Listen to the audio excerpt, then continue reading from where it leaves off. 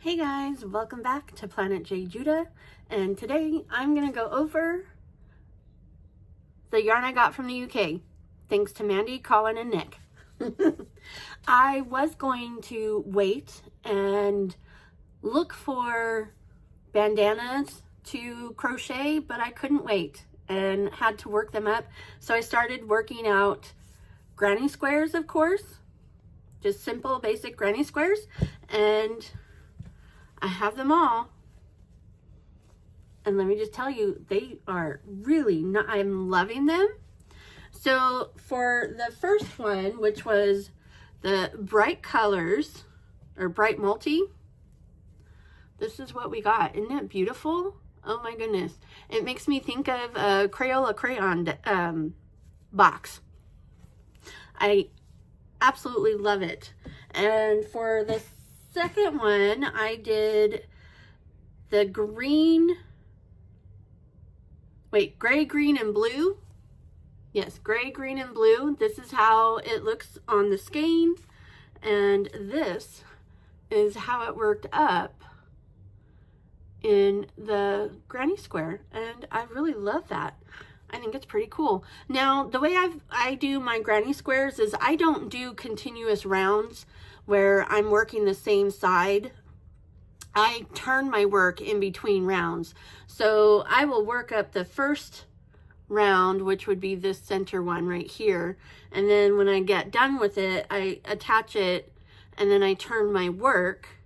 And so when I start working the next round, I go back the way I came. So let's see here, if I did this one, right, and then finished it, I would turn my work and end up going back this way. So this is how the yarn is working up. I did do 5 rounds on each of the squares, and they came out really pretty. So this is the gray, green, and blue.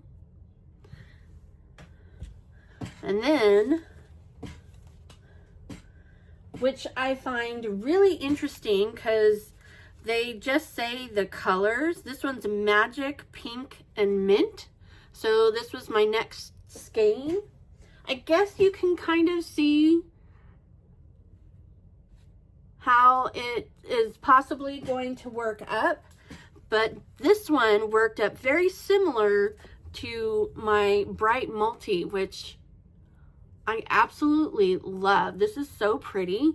I still don't really see mint. I see blue. I suppose this light, if I could, there we go. I suppose that's supposed to be the mint, but to me it looks more blue than it does mint, but I still absolutely love this. And then next I did the sparkle knitting, which is this beautiful baby lilac with the metallic, and this is how it worked up. Isn't that so pretty? And there, now you can see the sparkle, but isn't that so pretty? I love it. Oh my goodness. All right, so this one is pink, blue, lemon. Okay, so this is pink, blue, lemon, right? And I was attracted or gravitated toward this orangey color, right? But I do absolutely love all the colors. And this is how it worked up. So you can really see the going back and forth motion in this one, because literally the lemon part is all on this side, and those orange speckles, whatever you want to call them, are all on this side, and I absolutely love it. I think it's really cool. I bet if I were to have done it in a continuous round, I mean, obviously it would, these would have been more stripy, but because I don't, it kind of did a half and half. So there you go. I love that. And then, of course, we got into the turquoise next, and it worked up beautifully. Absolutely love that. And last, well, I shouldn't say last because it's actually not last, but last in the DK weight, I did, and as you can see, I had a lot of yarn barf.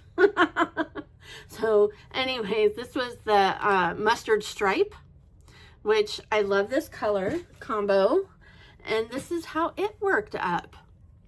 Very interesting. I wonder how it would have looked if it was knitted into a square or what have you. But that is how it worked up, and I really think that's cool. I love it. I love the varying colors, and yeah, I really do love this. This almost looks like a snake. Or actually, you know what? It looks like the tail of a scorpion. There we go. There's the scorpion, and here's its tail. That's kind of cool. I love it. Now, if you remember, sorry, I did have also this yarn, which I absolutely love. And I said it was most likely a worsted weight.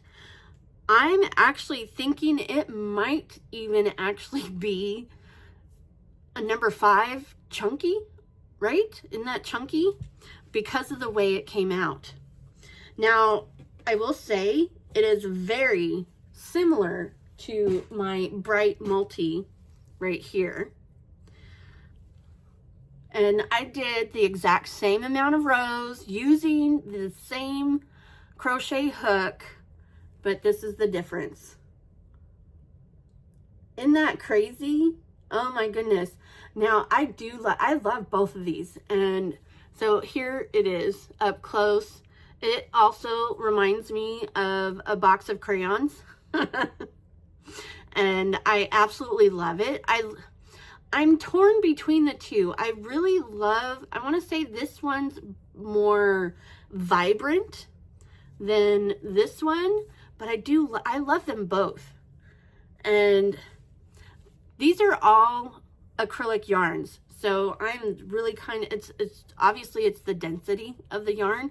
This one is, as you can see, very flowy, very flimsy, whereas this one, yes, it flows, but it's a little bit stiffer, just ever slightly stiffer.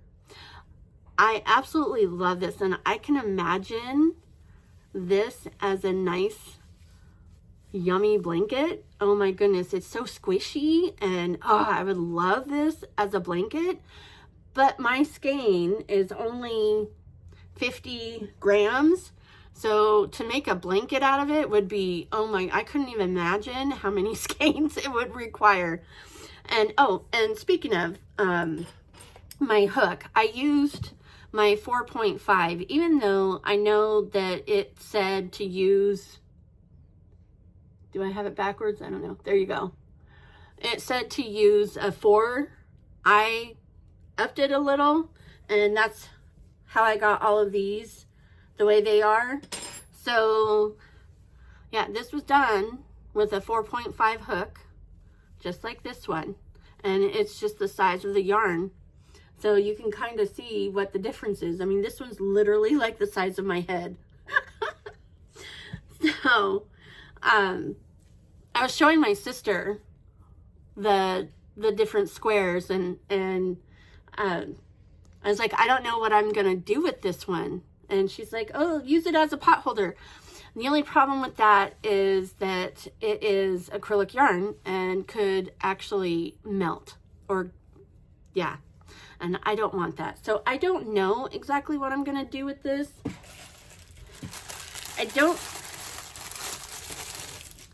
Little ASMR there. This is what I have left. So I'm not sure how many more squares I can get out of this. I don't know. I guess I could just make as many as it'll let me, and maybe try and make a bag of some sort with it. I don't know. Give me some ideas. Let me know. What should I do with the remainder of this yarn, and how should I use it? Should I make the rest of it into squares and then figure out something to do with the squares? I don't know. that being said, with the remaining, so I had 8, right? I have 8, but 7 of them are this DK weight. So now I'm trying to figure out what do I want to do with these squares. And I was thinking just making as many squares with them as possible, and then making a bag out of it, you know, like I did for Christmas, that one bag. The only problem is I'm not gonna have the same amount of squares, because that bag was only, was only like 13 squares, and I already have 7, so I would need 8, 9, 10, 11, 12, 6 more. So I would be short. 1 square would be by itself. I don't know. I'm trying to think. Maybe I could make a square into, you know, like make 1 square using all of, well, I wouldn't be using all, I would only be using 5. So that would leave out 2. So I don't, let me know, what should I do with these squares? Should I go ahead and just make all of them up individual, or, you know, solid 1 skein colors, or should I mix some of them up and create a multicolored using multi-yarns or different skeins? What should I do? What should I do? And I honestly have no idea how that would actually work up. And okay, so if I were to do, I mean, these 3 would look really good together, I think, right? Doing this solid, oh, okay, maybe these 4, but then where would be my 5th round? Like, what would I use for the 5th round? And do I do solid, multi-solid, multi? How would I do that? I'm not sure. Because even these would be interesting together. You know, these 3 right here. But what would I do? Oh, man. I could do the 2 solid colors with them. Let's see. Okay. I'll do that. Do that. Do that. Do that. Let's see. What do you think? How would that look right? I don't know. Or should I just go ahead and make up all of the squares, you know, just as they are, solid colors, and make a bag out of what I have, however many that may be, or 2 bags or something. I don't know. Let me know. Give me an idea, because that's where I'm leaning right now, is creating a bag out of these. And I actually would like something pretty simple. So maybe a square.